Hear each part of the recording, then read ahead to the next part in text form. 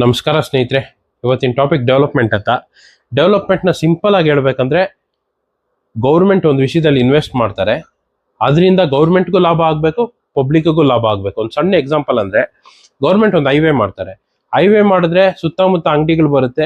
ಆ ಹೈವೇ ಇರೋ ಜಾಗ ಲೋಕಲೈಟ್ ಏನಿರ್ತಾರೆ ಅವ್ರಿಗೆಲ್ಲ ಒಂದು ಆಪರ್ಚುನಿಟಿ ಸಿಗುತ್ತೆ. ಅಂಗಡಿ ಇಕ್ಕಾಗ್ಲಿ, ಒಂದು ಸಣ್ಣ ಸಣ್ಣ ಬಿಸ್ನೆಸ್ ಮಾಡೋಕ್ಕಾಗ್ಲಿ ಅವ್ರಿಗೊಂದು ಆಪರ್ಚುನಿಟಿ ಸಿಗುತ್ತೆ.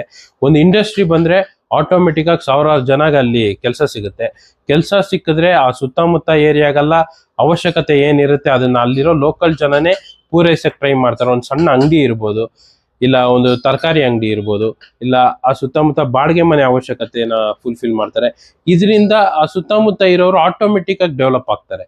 ಅಂದ್ರೆ ಅವ್ರದ್ದು ಸ್ಟೇಜ್ ಏನಿದೆ ನೆಕ್ಸ್ಟ್ ಲೆವೆಲ್ಗೆ ಯೋಚನೆ ಮಾಡ್ತಾರೆ, ಇನ್ಕಮ್ ಸೋರ್ಸ್ ನ ಚೆನ್ನಾಗಿ ಜನರೇಟ್ ಮಾಡ್ತಾರೆ.